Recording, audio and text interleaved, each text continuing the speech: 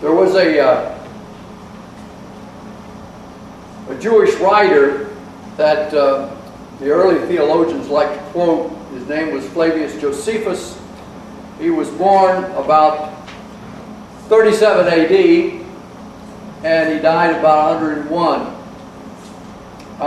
He was a Jew who sought to be a Pharisee, and he went to Rome to try to beseech them to free some Pharisees, and was so overcome by the splendor of Rome, he joined their army and became one of their soldiers.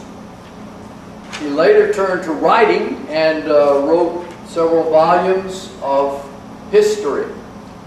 And one of the most often quotes from Josephus was that on the first day of the week, the followers of the way would meet and sing hymns.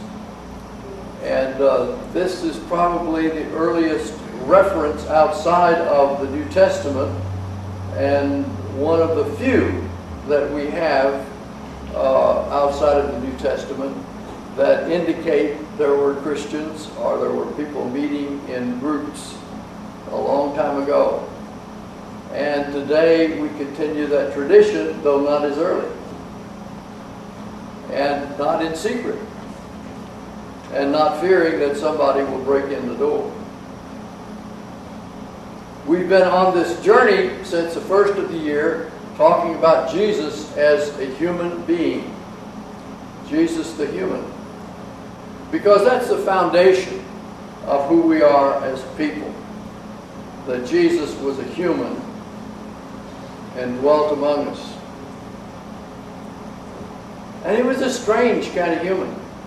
And the people that bumped up against him were really rocked. Their world was really turned upside down. Because here was this fellow who was saying that the creator of all could be referred to in the popular term of Abba, which meant daddy. Wasn't a formal name.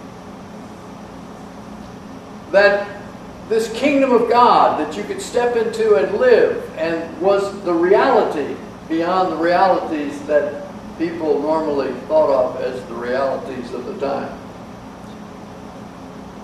Where beggars were the first, those who had been thrown out of society, who were living on the edge, were the first in this kingdom of God. And that those who were despised, who were looked down upon, the prostitutes, the tax collectors, the foreigners, all those people that no one wanted to have around them that was a proper Jew, that they were to be respected. That they were even to be socialized with, be a part of your life. And that the devout, the religious, and the powerful were to be challenged, were to be changed. Now the crisis arose in the early community when Jesus was no longer making appearances. And our papas and mamas got together and they began to put down everything they could, every metaphor that they could find, every reference, every prophetic nuance that they could find to say, this was the one. Look what happened to me. Everything is upside down. Everything is changed. This is a brand new reality that you can live in, that you don't have to retreat from. There may be dangers linked to this. It may cost you your life, but it's worth it. And they took all the metaphors and quotes and ideas, both from the Jewish and from the Romans. The Romans had a theology. If you read the New Testament closely, you'll find that they took that and turned it on its head to point to Jesus. Now, when Jesus was no longer making personal appearances, there came a crisis. How do we continue on? And what began to be talked about was that Jesus comes and lives in you. That if you go into the deeps of your life, there is where you will discover Jesus. And Jesus can come and live in you. And not only that, you can share this with this community of faith. It's not a solo performance. You can talk to one another about this. In fact, it was very important that you shared with one another about this, because some people got real crazy ideas. And Paul and the others were very intent to talk with one another, to share the spirituality that you receive from this dimension of life, so you were to reach out. It was like the cross. There was the vertical dimension and there was the horizontal dimension.